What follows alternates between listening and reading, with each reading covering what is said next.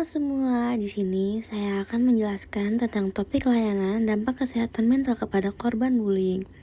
Sebelumnya, apakah kalian tahu sih apa itu bullying? Jadi, kata bullying berasal dari bahasa Inggris, yaitu dari kata bull yang berarti banteng yang senang meruduk ke sana kemari. Dalam bahasa Indonesia, secara etimologi, kata bully berarti penggerak, orang yang mengganggu orang lemah, sedangkan secara terminologi menurut Tatum, bullying adalah the vile conscious desire to hurt another and put him or her under stress. Kemudian menurut Scott juga mengatakan bahwa bullying adalah tindakan agresif baik secara berulang kali dan terdapat perbedaan kekuatan antara pelaku dan korban. Selanjutnya ada dampak bullying. Dampak bullying tidak hanya dirasakan oleh para korban saja. Pelaku bully juga mendapatkan dampak yang negatif terhadap dirinya dan lingkungannya.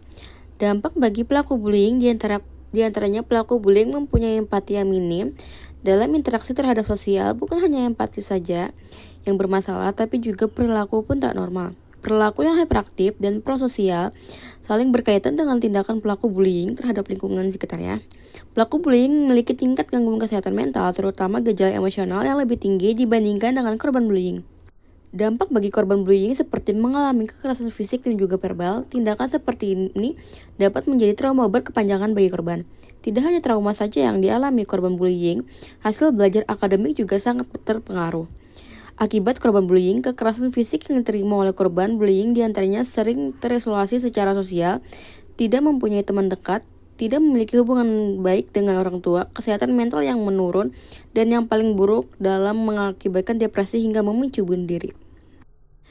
Cara mengatasinya, upaya mengatasi tindakan bullying pada anak yang paling utama yaitu memberikan kasih sayang, kepercayaan, dan melibatkan dalam kegiatan-kegiatan yang konstruktif dan edukatif, baik pelaku dan korban. Bukan itu saja, diperlakukan kerjasama antara sekolah, guru, orang tua, dan masyarakat untuk mengatasi tindak bullying terhadap anak. Di antara upaya yang bisa dilakukan antaranya, pertama, sekolah dalam upaya mengatasi tindak bullying di sekolah yaitu membuat suasana yang kondusif untuk mencegah tindakan bullying.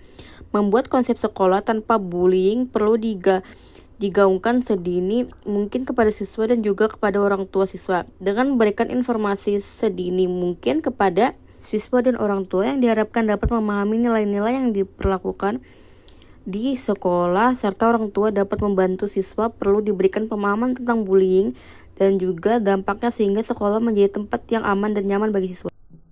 Metode yang paling efektif untuk mencegah tindakan bullying terhadap anak yaitu dengan melibatkan pendekatan sekolah secara menyeluruh. Metode yang digunakan meliputi penilaian masalah, perencanaan hari-hari, memberikan pengawasan yang lebih baik saat istirahat, membentuk badan pencegahan anti-bullying, mengadakan pertemuan orang tua dan guru secara rutin, menetapkan peraturan kelas terhadap bullying, mengadakan pertemuan kelas tentang bullying, mengadakan pembicaraan dengan para penganiaya dan korban. Langkah sekolah yang pertama melakukan survei dengan kuesioner tentang bullying kepada siswa. Yang kedua mengadakan pertemuan guru untuk membahas hasil survei.